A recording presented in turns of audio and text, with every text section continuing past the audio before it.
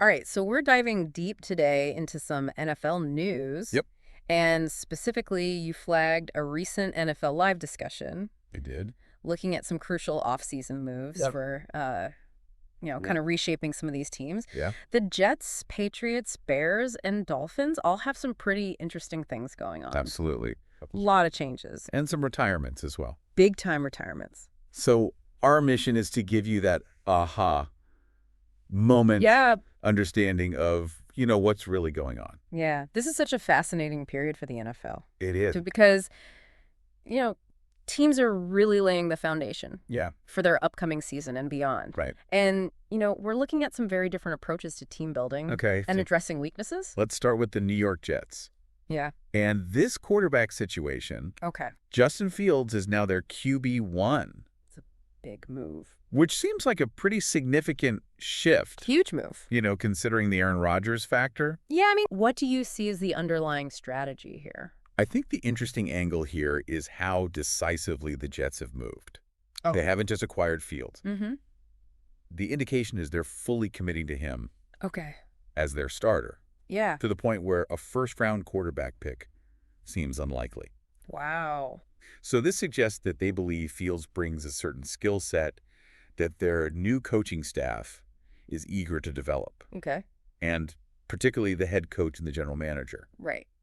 Perhaps they see his raw potential as a quicker route to success than waiting for Rodgers' full recovery or breaking in a rookie. Okay, so kind of a win-now move. It feels like it. In a way, it's a fresh start for Fields. It is a fresh start. With a new head coach and general manager. Absolutely. A key part of this fresh start for Fields is the new offensive coordinator. Right. Tanner Engstrand coming from Detroit.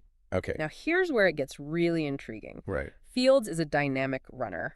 Since 2021, his 6 yards per carry are only bested by Lamar Jackson and Jalen Daniels. Yeah, that's impressive. It's pretty incredible. Very good. But Engstrand's recent success with Jared Goff in Detroit wasn't built on quarterback mobility. No, not so much. So how do you think they might blend these two seemingly different styles? That's the strategic puzzle we're all watching. Right. While Engstrand's Detroit offense thrived with Goff's pocket presence and quick decision-making. Yeah. It's worth remembering that earlier in his career, particularly in Atlanta, there was more integration of quarterback runs with a mobile Matt Ryan. So, the insightful question is whether we'll see elements of those earlier schemes resurface. Yeah. Maybe more read option plays. Right. Where Fields' ability to run forces the defense to hesitate. Right. Creating openings in the passing game. Yeah. It's about finding that sweet spot where Fields' athleticism becomes a genuine threat. Okay. Without abandoning Engstrand's core offensive principles. Okay, so kind of a hybrid. Yeah, exactly. Let's shift our focus now to the New England Patriots. Right. A lot of people expected them to prioritize offense in free agency. Right. Especially with a high draft pick likely being a quarterback. Makes sense. But they spent a ton of money on defense. They did. What does this tell us about their immediate priorities? I think if we connect this to the bigger picture, it suggests that Vrabel, their new head coach? Yes, their new head coach, is aiming to build a strong defensive identity first. Okay. The additions of players like Milton Williams, disruptive defensive lineman, Carlton Davis, seasoned cornerback, Harold Landry, the third proven edge rusher, and Robert Spallin indicate a clear focus on shoring up that side of the ball. Yeah. This could be a deliberate strategy to create a more stable team foundation. Makes sense. While they navigate the crucial decision of drafting and developing a young quarterback. Okay, that makes a lot of sense. Yeah. So that leads us to the big question for the Patriots. Protecting that future franchise quarterback, likely coming in at pick number 4. Right. Will Campbell, the LSU offensive tackle, Yeah. is a name that keeps coming up. Is a good one. Despite some concerns about his arm length measured at the combine, Right. What makes him such a highly touted prospect? I think what's compelling about Will Campbell is the consistently high quality of his play on tape. Okay. While arm length is a data point some teams prioritize, many scouts believe his technique, footwork, and overall athleticism are exceptional. Okay. The fact that he's considered by some to be the top tackle in this class. Wow. With genuine Pro Bowl potential. That's a big deal. It is a big deal. Speaks volumes about his proven performance over multiple seasons. Right. in a tough conference. Absolutely. In the Patriots' current situation at left tackle. Yeah. With Vidarian Lowe's not delivering consistent high-level play. Right. Securing a reliable blindside protector. Yeah. For their incoming quarterback is absolutely critical. No question. All right, let's move on now to the Chicago Bears. All right. Having drafted their potential franchise quarterback in Caleb Williams last season, Yep. they've made some significant moves. They have. To ensure he's better protected. Mm-hmm. What were the key additions they made to their offensive line in the offseason?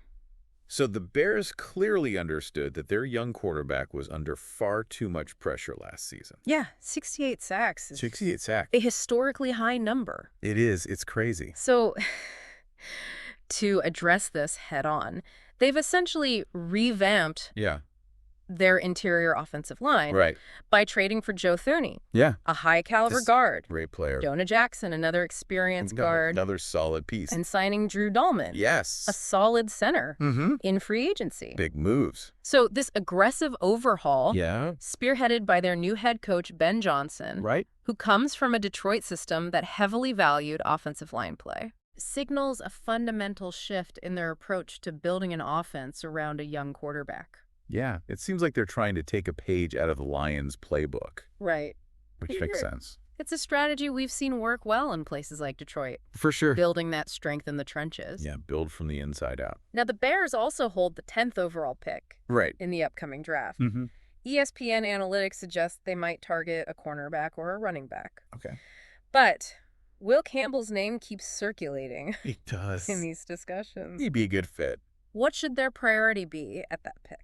Considering the significant investment they've already made in the interior of their offensive line, it strongly suggests that continuing to build that unit should be a top priority. Okay. While a talented cornerback or running back could certainly add value, ensuring Caleb Williams has a clean pocket to operate from is paramount for his development and the team's overall success. Makes sense. As one analyst in your source put it. Okay. If Will Campbell is available at 10, it's almost a perfect scenario for Chicago. Wow. It mirrors that successful Detroit blueprint of establishing a strong offensive line as the foundation. So you're saying they should draft him? I think it's a strong possibility. Okay. They need to protect your investment at quarterback. Right. You can't let him get beat up. There's even speculation about the Bears potentially trading up to snag Will Campbell. It's possible. If they really covet him. Right. Especially with the Jets also potentially looking at tackles with the 7th pick. Yeah, if they really like him, they might have to make a move. How likely do you think such an aggressive move might be? That really hinges on how highly the Bears front office rates Campbell. Okay. And what their assessment is of the other tackle prospects in this class. Given their clear need and the potential for the Jets to take him, trading up would be a calculated gamble. It would be. On securing what they believe is a cornerstone player. However, with 3 picks in the top 50, they also have flexibility. Okay. They might be willing to see if a top tackle falls to them at 10.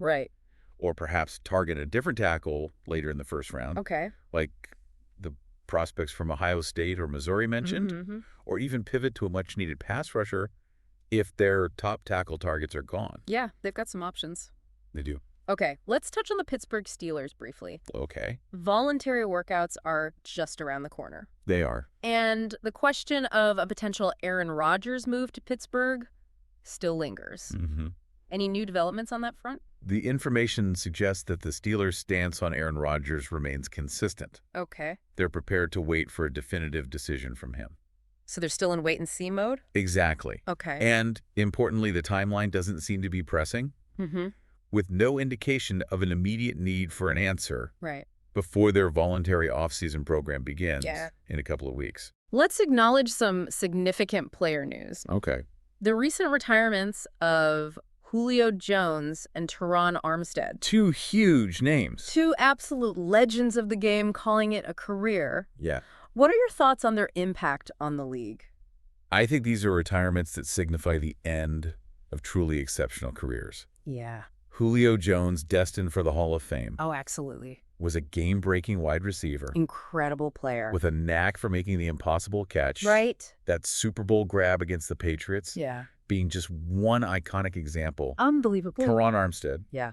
a perennial Pro Bowler, Yeah. was a dominant force at left tackle Yeah. for both the Saints and the Dolphins, showcasing incredible athleticism and resilience. Yeah, he played through a lot. He did, even playing through significant injuries. Wow. Their consistent high-level performance and leadership will be missed. They will be. No question. And speaking of Teron Armstead's retirement, it creates a substantial void for the Miami Dolphins offense. It does. Particularly at that crucial left tackle position. Right. Where he played the vast majority of their snaps last season. Pretty much the whole season. Yeah, so what are the immediate challenges this presents for their offensive unit? Well, Armstead's departure is a significant blow. It is. The data indicates the Dolphins' offense already faced challenges last season. Okay. With below-average rankings in pass block win rate and yards per rush. And a league-leading number of rushes resulting in a loss. That's not good. Not good at all. While they topped the league in yards per rush in 2023, right, when Armstead was healthy, right, the analysis suggests their offensive success has been heavily reliant on specific play designs, right, rather than the overwhelming dominance of their offensive line personnel. It sounds like they were very scheme-dependent. Yeah. And not presence-dependent, which can be problematic. It can be. When you lose a key piece. Exactly. So losing a player of Armstead's caliber at such a critical spot necessitates a serious reevaluation of their offensive strategy and personnel. Absolutely. Yeah. They need to figure out what their identity is going to be. The analysts even suggest the Dolphins need to become bigger and more physical up front. Yeah. I mean, that seems to be the consensus. If they don't address offensive tackle with their 13th overall pick. Okay. Especially with potential top targets like Will Campbell and Olu Fashanu likely off the board. Yeah, probably gone. Where else might they look to strengthen their roster? If the premier tackles are gone by pick 13, yeah, the Dolphins might pivot to the defensive side of the ball. Okay. As your source indicates. And consider a talent like Michigan cornerback Will Johnson. Interesting. Is a highly regarded defensive back. Yeah. With impressive ball hawking skills. Evidenced by his 2 pick sixes in a shortened season. Right. And he didn't allow a touchdown in coverage. Wow. In his last full year. That's impressive. So are you saying he's a can't-miss prospect? Well, there are some medical considerations regarding a foot injury and questions about his top-end speed, which will likely factor into their decision-making process. So it's not a slam dunk? Not quite. It becomes a balancing act between addressing a critical need on the offensive line and potentially adding an elite playmaker to their secondary. Exactly. So for you, our listener, what are the key takeaways from this deep dive? The fascinating aspect here is observing the diverse strategies these teams are employing. The Jets are making a bold bet on the upside of a mobile quarterback within a new offensive framework. The Patriots are prioritizing the establishment of a strong defense while facing a pivotal decision on their future quarterback's protection. Yeah, that's a big one. The Bears are aggressively attacking their offensive line deficiencies to provide a solid foundation for their young signal caller. And the Dolphins are confronting the significant challenge of replacing a dominant offensive lineman. Potentially requiring a fundamental shift in their offensive philosophy. So a lot of big decisions. Huge decisions. This deep dive certainly leaves us with some compelling questions to ponder. It does. How quickly will Justin Fields truly integrate into the Jets' new offensive scheme and maximize his potential? That's the big question. Can the Patriots effectively identify and secure a top-tier offensive tackle early in the draft to safeguard their future quarterback? Another big one.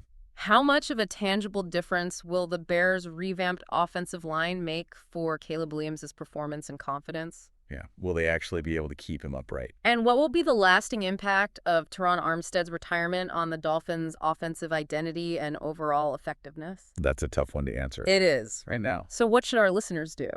Well, I think to gain an even deeper understanding, consider examining team depth charts, researching the coaching philosophies of these new regimes, and perhaps even exploring scouting reports on potential draft prospects.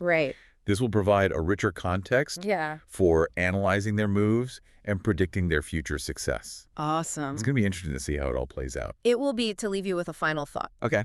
The NFL offseason is a period of immense strategic maneuvering. Absolutely. Where teams are not just filling roster spots, but shaping their competitive landscape for the seasons to come. That's a chess match. The underlying rationale behind these decisions, from quarterback changes to draft strategies, often reveals more about a team's long-term vision I agree. than the moves themselves. For sure. Keep a close eye on the why. The why is everything. It's often the most insightful part of the story. It is. Thanks for diving deep with us. Thanks for having me. We'll see you next time. Sounds good.